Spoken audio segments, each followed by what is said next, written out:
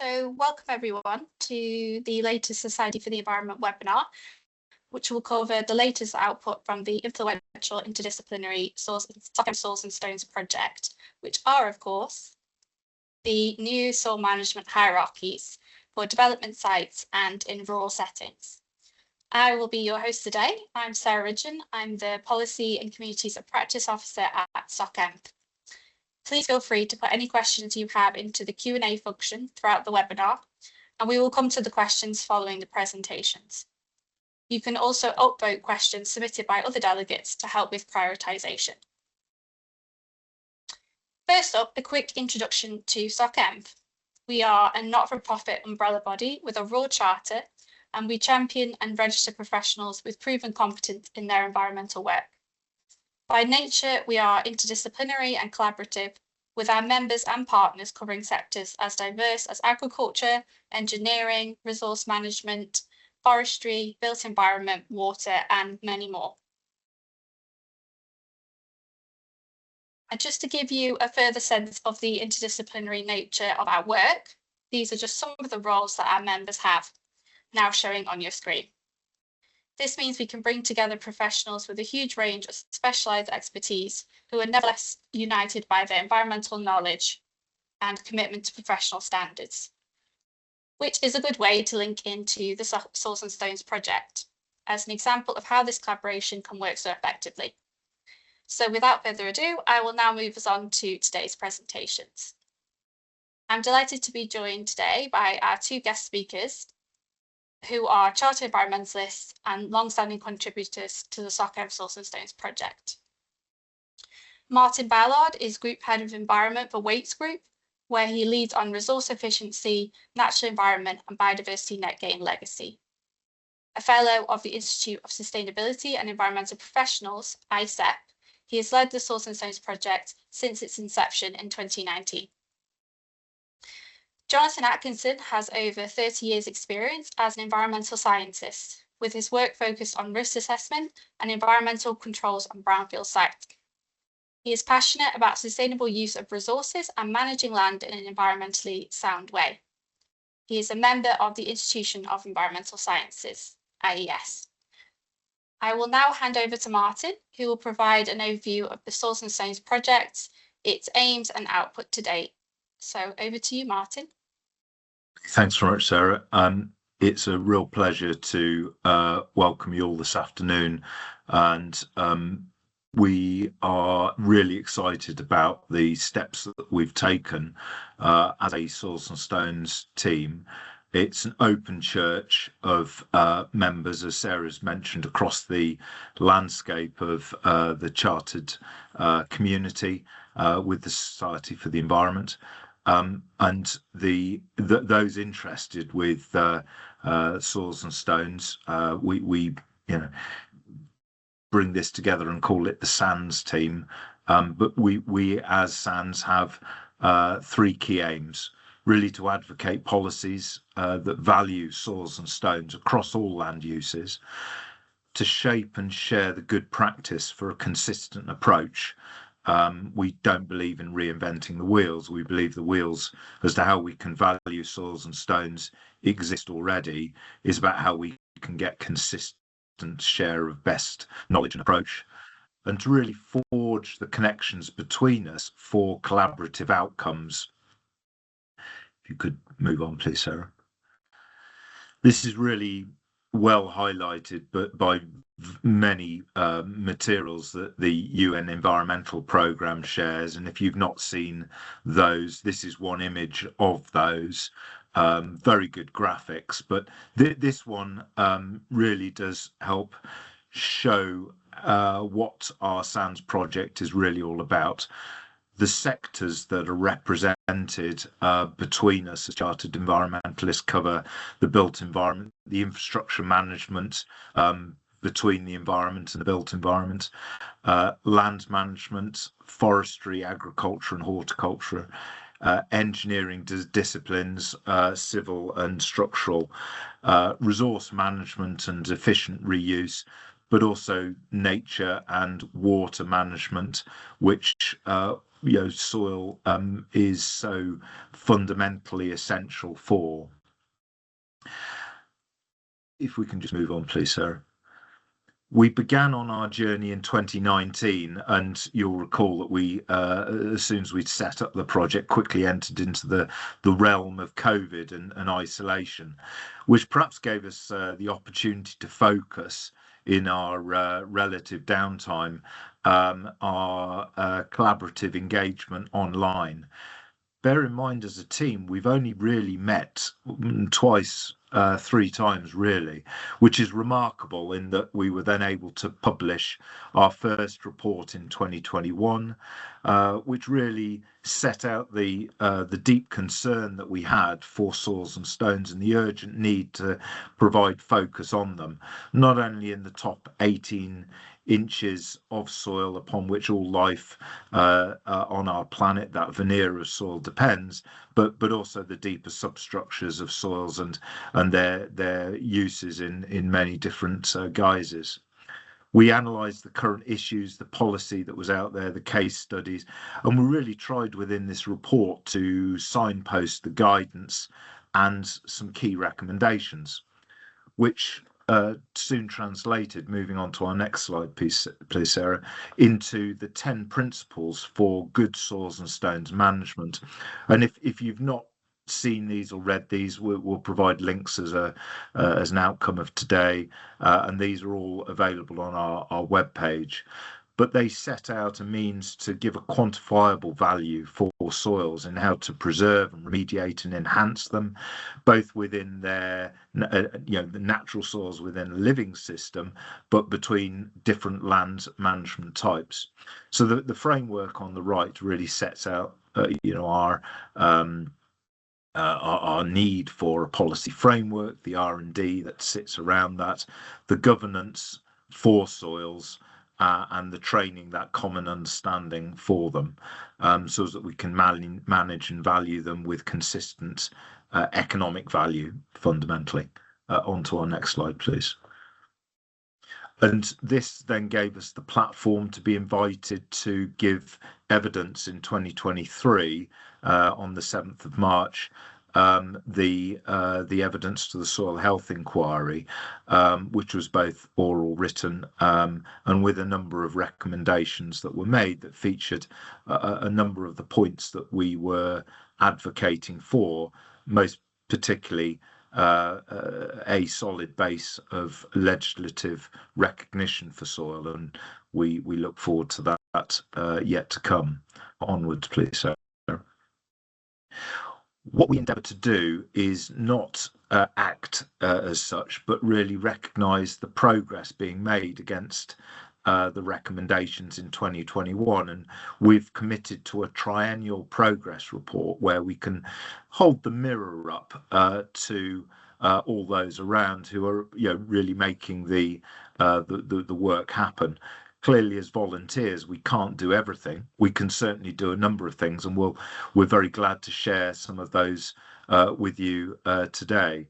But it's really recognising our part by working together as soil scientists and soil managers, and all of those range of disciplines that Sarah shared with us a moment ago, about how we can make progress for good soils and stones management and valuation. Onwards, please. And so our remaining challenges and opportunities are very much ongoing. We strive for a common indicator of soil health, indeed for a common definition as to what we mean by soil health. That the legislative status of soils and stones is afforded the same value as air, water, biodiversity and resources. That we define a risk-based approach of how we manage soils and soil health between all different land uses, and that we find practical ways that we can manage and promote the natural capital, the economic dependencies, and the skilled jobs that are required to help us do all of this. And so that probably is a good point to pass on to Jonathan at this point, just to explain some of the things that we've been doing and how you can help us going forward. Yeah, thank you, Martin. And I think going forwards, we'll almost go back to the start. And as Sarah showed, and as you've identified, the group that we put together comes from all sectors. And when we started looking at this and hearing from individual sectors, we realized actually that there's an awful lot out there, both in terms of guidance, in terms of individual organizations that are involved with soil in one way, shape or form. And part of the Midlands Land Forum decided at one of the conferences and workshops that we had a couple of years ago that actually to sort of get us out of our silos and understand what each other does, it would be great to sort of try and produce a silo to soil tool. And this identified the organizations and the sorts of activity and the sorts of setting that folk are working through. And clearly we found right across the board that there's a significant amount of effort, there's a significant amount of research, there's a significant amount of guidance, and there's a significant amount of understanding within silos. But what we wanted to do as a sort of collaborative team was to start spreading the word so that people are aware of good practice from slightly different silos that they might work in, and aware of how much is already out there, but also, as Martin's already identified, aware of the significant challenges that we all still face. So that tool was developed over a couple of years with input from all sorts of people from different sectors and different organizations, and is a really valuable indicator of A, what guidance is out there, but B, also what organizations are involved and what those organizations do, whether it's in terms of producing guidance, whether it's in terms of academic research, whether it's producing training, etc. So it's really important that that is available, and SocEnv were really good to host this. And that was launched in April this year, and I recommend that to you to go and have a look at it and see how it works.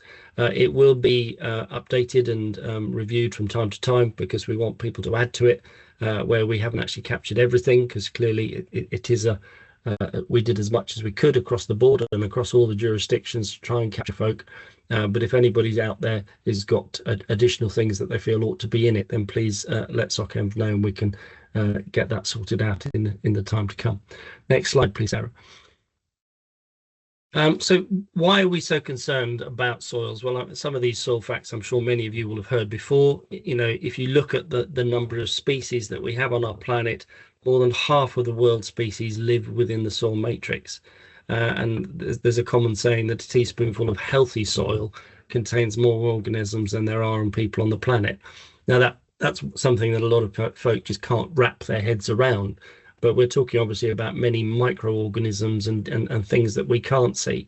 And if some of you have seen 6 Inches of Soil, the film, you'll sort of see how we can begin to delve down and actually fully understand. But the key phrase for me there is it's healthy soil that contains those organisms. And unfortunately, a lot of our soil has been degraded to the point where it is just dirt. And we don't actually have healthy soil. And therefore, in terms of our food supply and our food security, in terms of soil, often now in the current circumstances of industrial agriculture that we have, so much of our soil has been degraded that it hasn't got healthy organisms living within it and producing the ecosystem services that they produce. So we have to feed the soil to enable the food that we grow in it. That is beginning to change, but the other big thing about healthy soil is that it is the world's second largest carbon sink and store, and it holds an awful lot of the world's carbon footprint. That is really critical because soil can be managed in a way that either releases more carbon into the atmosphere, or else it can sequester carbon. And it's been said by many that actually this sequestration activity is one of the things that we haven't really focused on as yet in terms of dealing with our net zero ambitions and goals and aims and objectives. And actually restoring soil could really help in terms of that balance of carbon emissions and working out how we can do that most effectively. And there's an awful lot of people out there who would say the most effective way of removing some of our emissions and getting back to a balance is actually to just manage soils, not to invent new technologies that can do things on a highly costly and energy hungry way, but actually just to think about all our soils and move those towards a more healthy structure. That challenge I just leave to you there, but it is much discussed, certainly by some of the sectors in agriculture, as to how they can improve the health of their soils and be a participant in reducing and balancing our emissions strategies. We do lose an awful lot of soil every year. Some of the things we put out recently did discuss that soil is the basis of most ecosystems, and somebody pointed out, well, it's not the basis of the aquatic ecosystem, and you know, most of the earth is covered by water. I agree with that fundamentally. Of course, there are aquatic systems that don't rely on soil as a matrix for growth, but certainly the amount of soil that we put down into our rivers and out into our oceans, and impact on our reefs and mangrove swamps and all the rest of it around the world, actually the loss of soil from our landscapes does actually impact on aquatic ecosystems as well. So we do need to think about this, because the degradation that we have of soils is not just the loss of biodiversity and health within our soil structures, it's actually the loss of topsoil, which takes many years to come through to fruition in normal natural processes, and we quickly erode a lot of that out into the rivers and seas, and therefore our topsoils are becoming degraded consistently if we don't change the way our policy governs that. Next slide, please, Sarah. Just in terms of looking at that sort of balance between resource and what is a waste, a quarter of all waste generated in England is soil. There's a significant amount of waste that goes from the construction industry into landfill for disposal.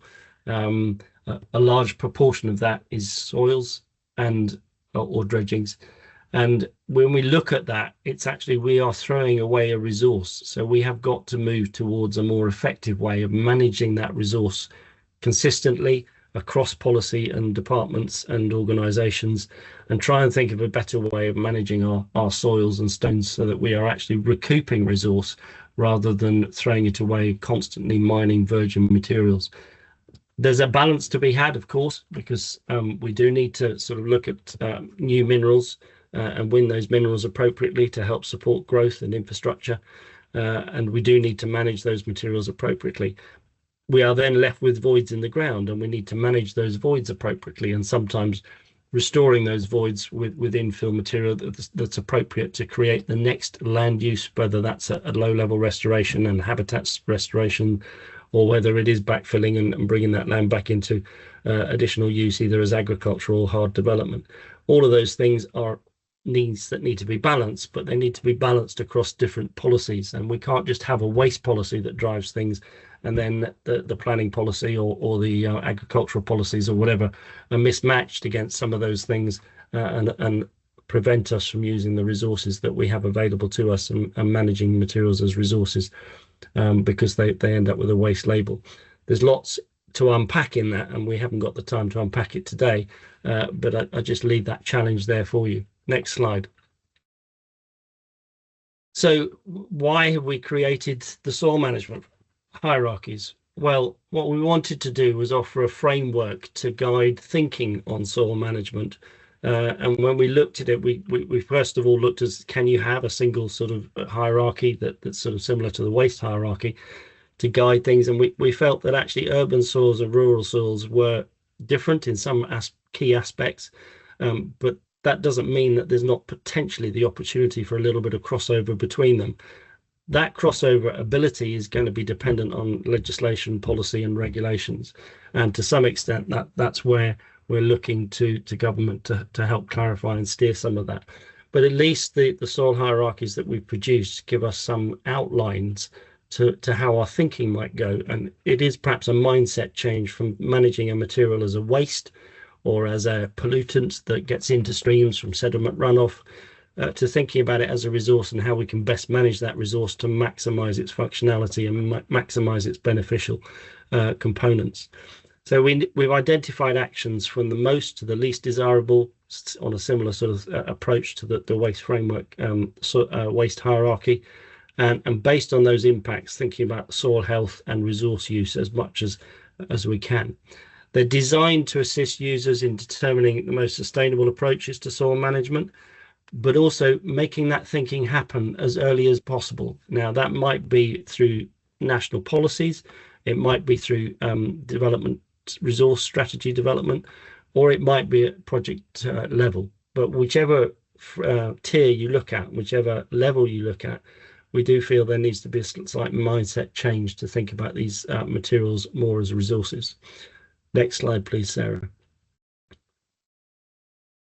Okay, so now we come on to them at the pretty pictures, and these are, as I say, similar to the one that many of you will know and love, the waste hierarchy. We've tried to come up with something collaboratively that picks up on the key points, but obviously when you've got a diagram, its efficacy is not that it's crowded out by words. It's meant to be a fairly sort of overview of the issues, and so we've left it there. But one of the key issues that we have identified through the SANS project is that there is a need to move our thinking on soils and stones back in terms of project planning, and particularly the issues around when do you start thinking about soils. We think this needs to push right back to the REBA work stages of 0 or 1 at project design level, and that would marry back to what we used to have under site waste management plans, where people were designing out waste from the design onwards, and not just dealing with it as a sort of an end of pipe issue later on down the piece.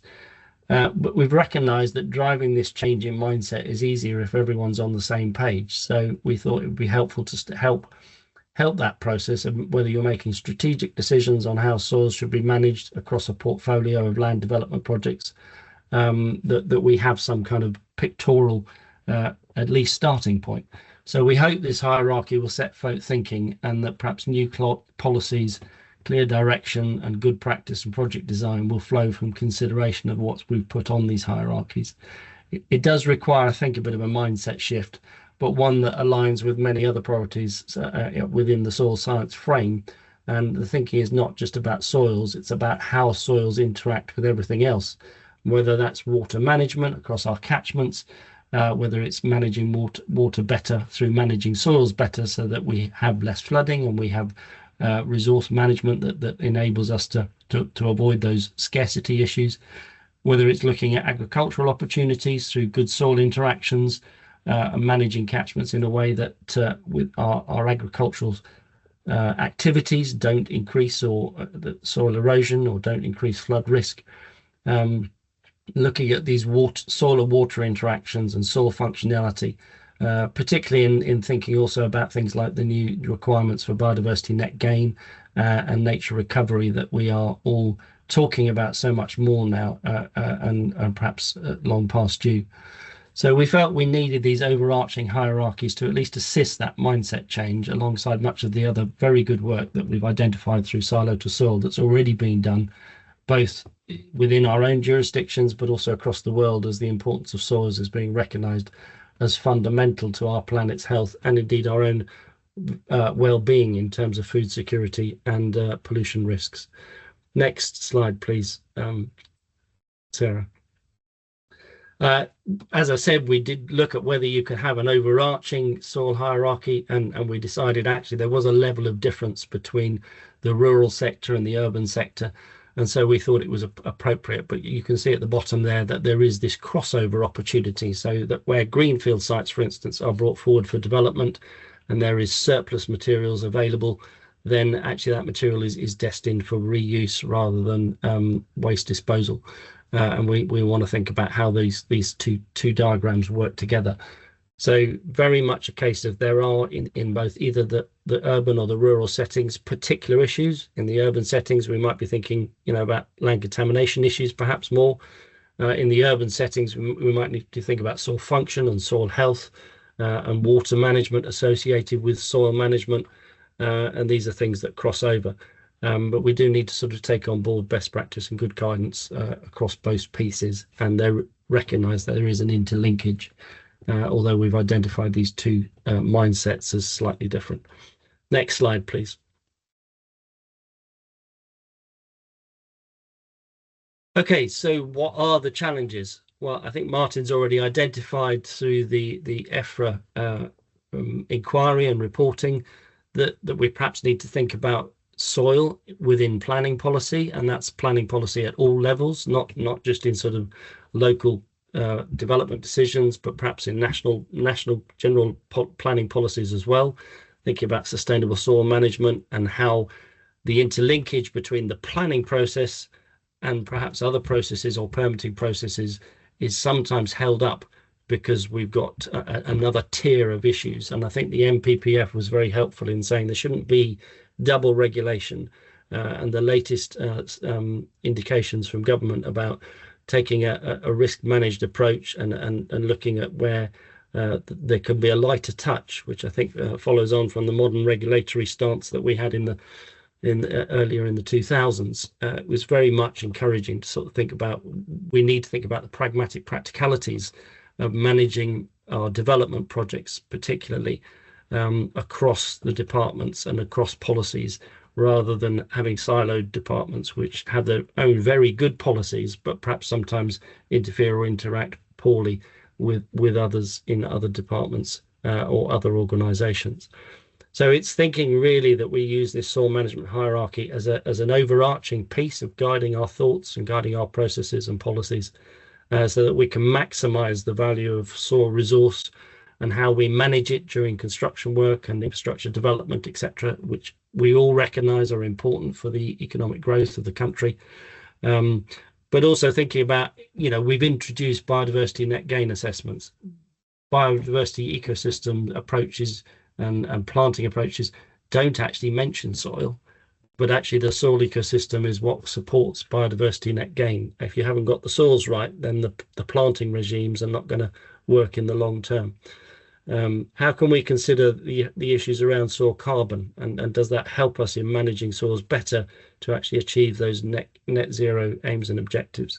Soil health is woven into nature-based solutions, and as we look for nature recovery, we've got to think about the soil, and that's not just things like managing peat soils well, so that we end up with the huge benefits that properly managed peat lands can bring us in terms of nature biodiversity and net gain and nature recovery, but also just more in terms of all sorts of different types of nature recovery and different types of soil. In the British Isles, we have over 700 different soil types alone, just in terms of natural soil types, before we even start looking at the influences that man has had on those soils over many, many years in terms of industry and land use and so on and so forth. So we're very much looking at government to sort of respond to some of these issues, but recognizing that we all have our own parts to play. And we can't just keep saying, well, we need this, we need this, we've all got to have a part to play in trying to help shape that policy, help shape that guidance, help understand that introductions of changes might have a significant impact that might not be fully understood if you haven't looked across all the sectors where soil and stones might be reused. And I think the recent consultation on landfill tax, for instance, and the response from different parts of industry have shown that is a really careful thought process needed there, and the government response has been to extend that consultation. That's absolutely brilliant that we have the opportunity to all get engaged with that appropriately, so that we end up with something that's really beneficial that comes out of it. Next slide, please, Sarah. I think, obviously, as I say, as Martin's already identified, the United Nations, FAO, these organisations internationally have recognised the importance of soil, and the recent signing in the EU by the EU Parliament of the EU Soil Monitoring Directive is showing that that long-awaited piece of legislation across Europe aimed at improving soil health and function and preventing soil contamination and soil sealing and compaction and degradation is a welcome step forwards for many, and we take encouragement from that with our colleagues across Europe in those who manage soils and are involved with academic research, many of which as collaborative organisations we have a sight of and an interest in and a party to in some respects. Next slide, please. So I suppose as a collaborative set of folk, not just in SocEnv, but from all our licensed member bodies, we recognise the importance of soil, and we looked at the government challenge that there is in terms of setting an appropriate legislative framework, and ask for that to be a cross-government approach, cross-department, joining up policy on soil health, soil use, soil security, and aligning the various policy and regulations in planning and waste management and resource management and net zero, all of these things lining together, recognizing the importance of soil in each and every one of them, so that we can enable beneficial management, use and reuse of soils across our different sectors. And it was really encouraging to see in the environmental improvement plan that was published back in 23 that, you know, the significant focus that was given to soils, and we're looking forward to sort of seeing what the reviewed EIP says with regards to soil, and looking at the targets that are set within that to change the ballpark perhaps as we go forward in time. Next slide, please. So as we mentioned with the silo to soil tool, there are lots of really good materials out there already. Particularly point you to the Lancaster lead on the soils task force that was put together with partners like Warwickshire District Council and Cornwall County Council in looking at whether you need soils planning policies, and they've created some model planning conditions which have been launched recently, model soil policies that could be used in planning. Obviously, we have an approach in the UK that was originally instigated at the request of Cabinet to the Environment Agency in 2006 in the definition of waste for greenfield and brownfield sites, and that was then taken forward by industry and by Claire in producing the definition of waste code of practice, and the different reiterations we've had of that. And that's a very effective management tool for managing soils as resources. And it mirrors some of the work that's done in Europe by the likes of Grombank in Belgium, for instance. We see that the UK Soil Health Inquiry, you know, made some specific recommendations, and we see that the direction of travel in the EU there through the Soil Monitoring Directive, and some of the challenges that are being made out through the Environmental Policy Forum, for instance, to sort of, again, using this phrase of thinking about soils as a resource rather than anything else. And as I say, lots of other organisations with soils in their title are looking at produced guidance that's beneficial, not just the Lancaster Soils Task Force, but the BSSS, also guidance notes on benefiting soil management and all the very good training that they do for managing soils in the rural sector. The Sustainable Soils Alliance, again, working recently to look at some of the gaps in bringing forward some of the opportunities for soil management across the country, in terms of what's in the EIP in relation to soil depots, or earth banks as we like to call them, where you can potentially make deposits of a valuable resource and then withdrawals of a valuable resource to benefit the mismatch often in timetables, which is what drives so much soil going to landfill sites at the moment from development projects. Next slide, please, Sarah. So I think that's giving you a very swift overview, and the first, perhaps some of you might have seen it for the first time, our soil hierarchies. I hope it set the scene. We all recognise that we haven't got a silver bullet answer. That's quite often been the case, particularly in land quality.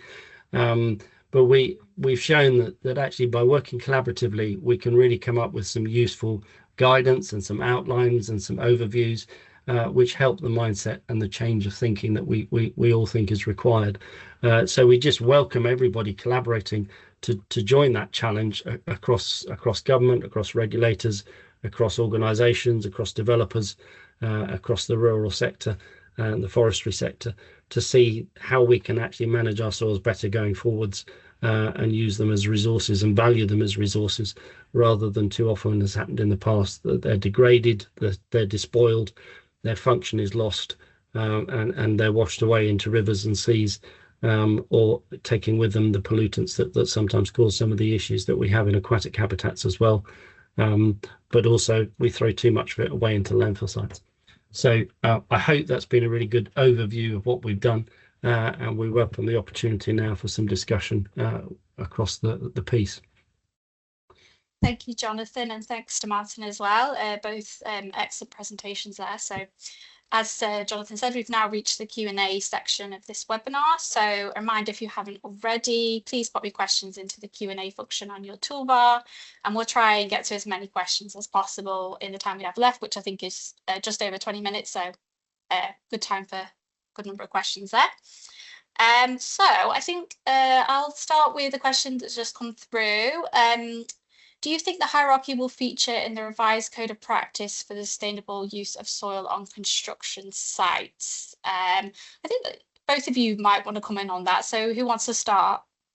Well, If I kick off, I mean, obviously the hierarchies are fairly recent, and the code of practice we eagerly wait, and have done for what feels like 2 years or so now. I know that they were drafted. I know there was some delays in bringing them through. It would be great if those working on the code of practice were to recognise and include the hierarchies, of course, or certainly the principles of them. Jonathan, do you want to add to that?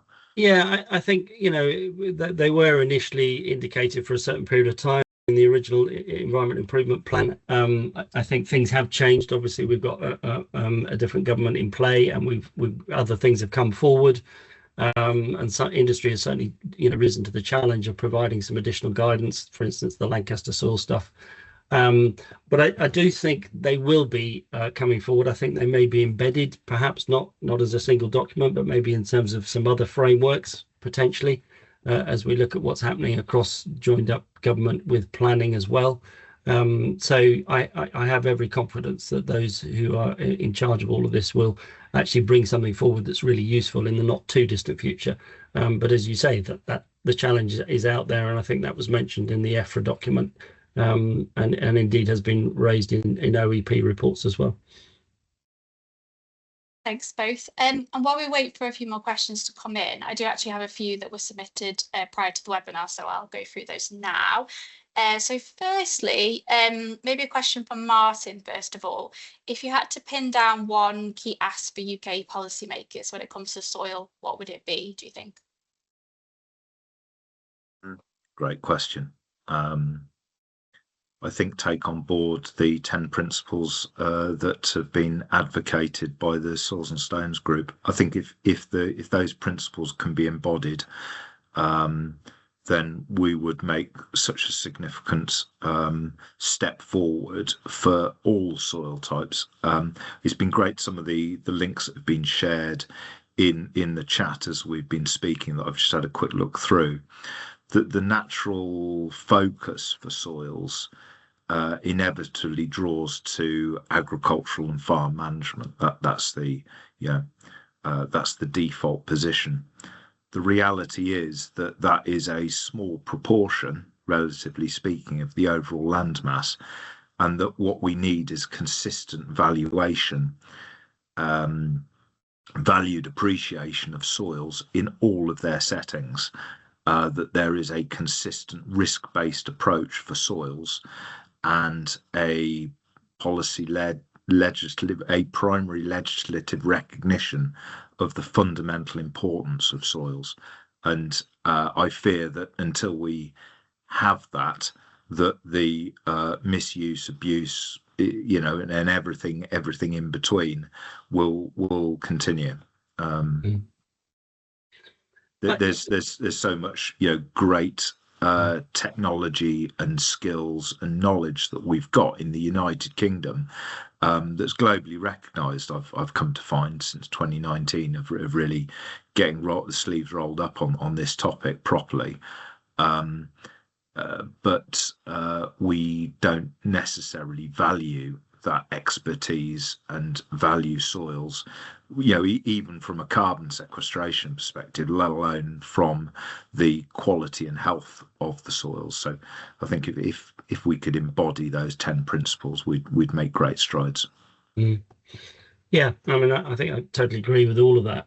I think, you know, one of the challenges we said was to sort of give soils the same value, as it were, that the legislation that covers air, water, and land particularly. And I think, you know, in all of those sides of things, there are interactions with soils. And I think we just need to sort of look at the government policy that drives that interaction. And as you can see some of the comments in the chat, that there are significant pieces of work coming through on policy and guidance and challenge that hopefully will drive that forwards in a meaningful way. And there's also, you know, in the chat, some really good examples of what others have done that we could take from. So, yeah. Absolutely. And thanks for everyone who's shared various items in the chat. It's really helpful just to spread awareness of what's out there. Question that's just come through, can I clarify, is it intended that the raw settings hierarchy is used on temporary land that is used on infrastructure projects that will be reinstated post-construction, rather than the development sites, which is intended for use for permanent assets? Jonathan, do you want to come in on that one? I mean, it's an interesting question, isn't it? Because an infrastructure project, you know, does so much, and we've seen from some of the big ones recently, massive amounts of earth movement. But a lot of the land take during construction is then given back to what its previous use was. And I think that needs to be managed, where you have soils that are taken up and stored for a period of time and then put back again. The soil functionality is the key thing to look at there. You're not changing soil types, you're not introducing new contaminants, even natural contaminants from different parts of the country or different parts of the soil matrix that we have across our wonderfully varied landscape. But you do need to manage it so that functionality is retained or enhanced or you know, replaced in some way. As you manage those soils, it's not just an earth moving exercise. It is about thinking about the functionality that soils have. It's the same with ancient woodlands. You know, part of the reason they have value is not just because there's trees, it's because of the whole embedded ecosystems that are involved within them, and the ancient seed banks and all the rest of it. Managing soils across big infrastructure projects needs to take that mindset on board, I think. It's not just about cut and fill, it's not just about earth moving and volumes of shift. It is very much about thinking about soils as functional materials and maximizing the opportunity of those soil functions as we replace those materials and potentially enhance them as well. I think the key challenge there is when you move soils, you will lose carbon out of them. The key thing is can we put them back in a way that maximizes the carbon sequestration activity to come back forward as quickly as possible post replacement. Just to add to that, Jonathan, I absolutely agree. It was a great piece of work led by a wonderful fellow called Chris Stapleton, who at the time with IEMA, we were looking at the environmental impact assessment works only a few years ago. I know that he was actively involved with the HS2 early works, and was a clear advocate for everything that you've just said, Jonathan. I think the challenge is that from just putting a construction developer's hat on for a moment, the challenge that we have is how do you move and manage soils, even on a tight footprint, let alone an infrastructure project, where what you're moving and what we're now better appreciating has an ecological life to it. And so stockpiling it and moving it and keeping it fresh is really difficult unless you've got a place that you can move it to once. And make sure it's reset for beneficial use on agricultural or other lands that actually need greater topsoil addition. And I think how we have the mature discussion around these two hierarchies and link up the one to the other, because there is inevitably a flow of topsoils and subsoils between the two and other land types because of development and infrastructure work that's funded through various channels and through the planning process. We really need to understand the value of topsoil and manage it in the right and proper way, and that needs expediency of the process and the planning timelines to really make that happen. And at the moment, it's just too complicated, frankly. I take your point there about the right and proper way, and it's like the right trees at the right time in the right place. With soils, it's also the right soils, and that takes quite a bit of thought. I mean, you mentioned that the High Speed 2 project that actually has beneficially used tunneling spoil through the chalk from the chalk arisings to create new chalk downland, which benefits an ecological replacement and creation of actually a new sort of ecosystem. Because they've used those soils beneficially and they haven't just been regarded as spoil that needed to be got rid of. They've actually maximized their use within the project to create a new chalk downland, which is a sensitive and difficult and rare habitat. So there are the opportunities, but it's not a question necessarily of saying the right soil. It's the right management of materials that can create the right soil, or a new soil indeed.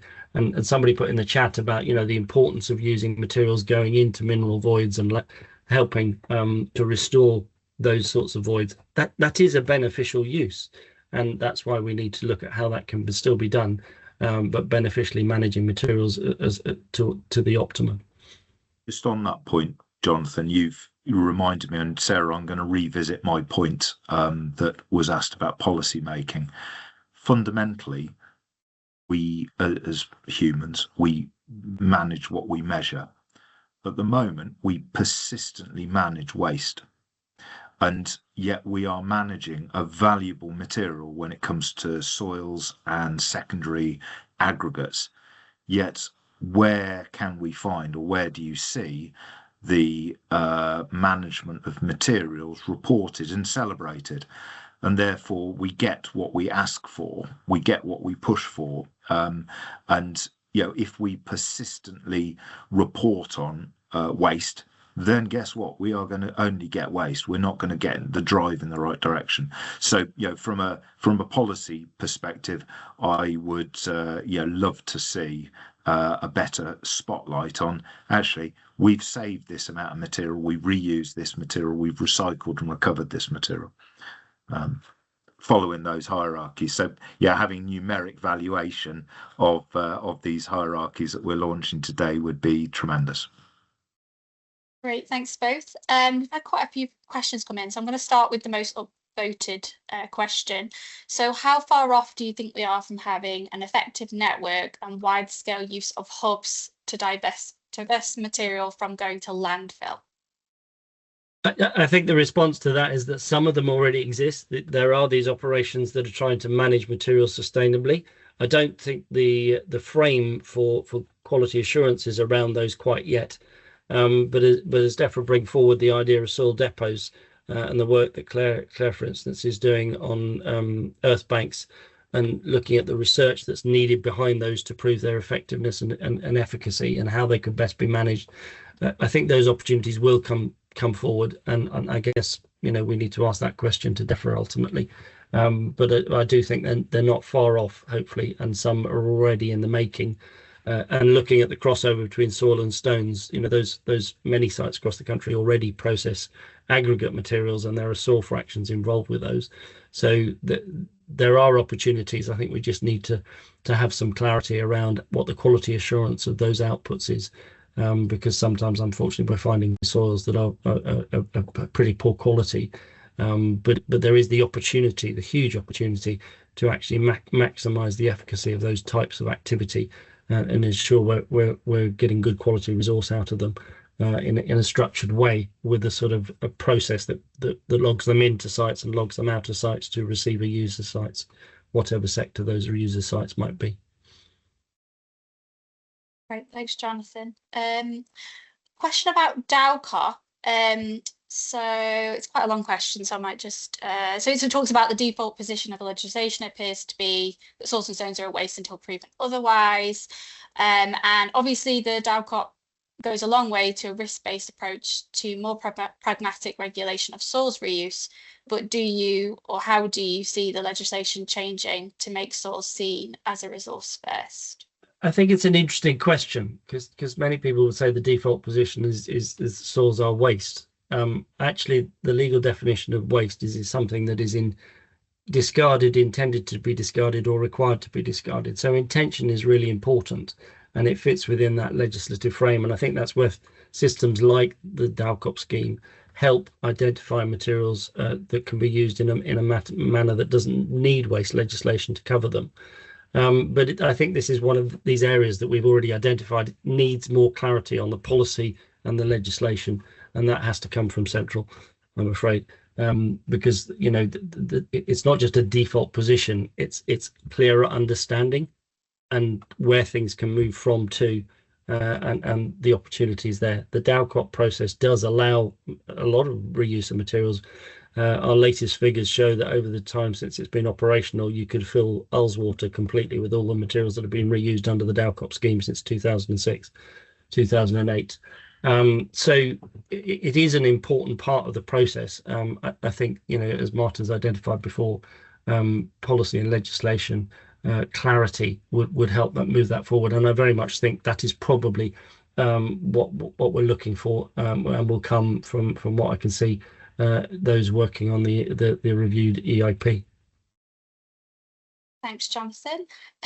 Just moving on from DALCOP, there's a question around how can we influence change in how biodiversity net gain is treating soils and stones, and they include as an example recommendations for habitats to reach a metric outcome, even when this commits soils to waste and to unnecessary disturbance and transportation, and then biodiversity impacts within those soils. I think this is urgent, albeit I recognise biodiversity net gain is only applicable in England. So did you have any comment on that? I think the biodiversity net gain thing raises an interesting question, and part of the answer is we need to look to the right specialists. Biodiversity, most people involved with biodiversity net gain will recognise that the planting medium is equally important as the planting.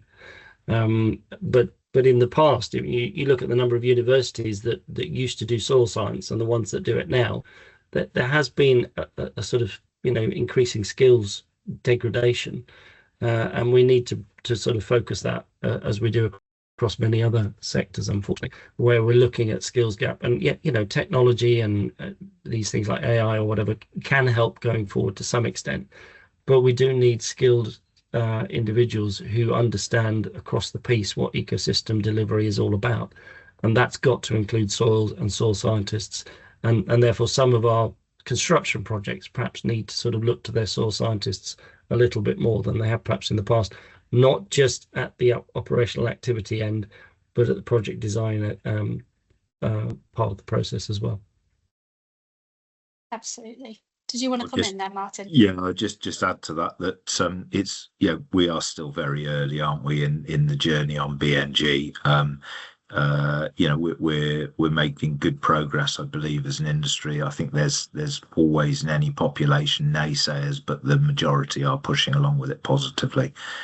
Those that really recognise and get BNG, you see on their planning applications and the way that they are managing sites in situ, is that the areas with the better ecological value and the embodied soil health, they are setting aside and leaving alone and not going anywhere near. So it's recognising where the red line boundary is and where the site operational hoarding line boundary is. And it's fascinating. Those that get this are managing their boundary within tightening their footprint on the red line boundary for the development, because they get soil health, they get the benefit of soil with BNG, and that's encouraging. Actually, how we value that, I think we're a long way away, and I agree with what Jonathan said. We need the CIE members of our Society for the Environment fraternity to really help us manage forward, and that I have no doubt that there are experts who would help really understand the ecological value of soil and how it could be recognised with the BNG as part of that BNG process. We've got to do it anyway, so how can we reinforce it? Great, thanks both. And I think I'll finish with kind of question, which is quite general, but I think that's quite fitting. So how do we move from a general feeling that soils are just a construction material or a waste to be dealt with, to treating them as a resource to be valued, which should drive changes in behaviour and attitudes towards soils? So obviously you've touched on that somewhat, but any sort of final comments around like how generally we shift towards a recognition for soils? I think it's about thinking and language. We need to stop swearing, and by swearing I mean using that term muck away. It is not about, we've got some muck, we've got some dirt, we've got some waste to shift. What's the quickest, cheapest way of doing that? We've got to start thinking about soils as valued parts of our ecosystems and our nature recovery. and indeed our own well-being in terms of food security and things. And that has got to be a change in mindset that's got to be driven by government policy and legislation. It's got to be a change in mindset across all the sectors. I remember being involved years ago with a wonderful thing that the agency produced called Think Soils, which was directed at farmers in seeking to help them understand what soils were and the values that it had. It wasn't just dirt to grow stuff in. It actually has a value in its own right and is an important material in its own right and has an important function in its own right. We've delved into just touching on some of those today, perhaps.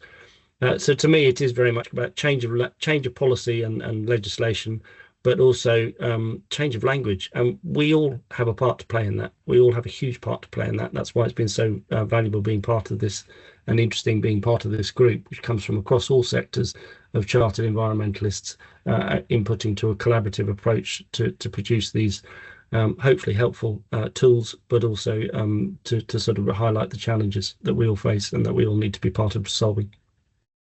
30 seconds. That was a great last question. It all comes down to valuation, as Jonathan suggested. People are doing what they think is the right thing with muck away, and it is a colloquial term.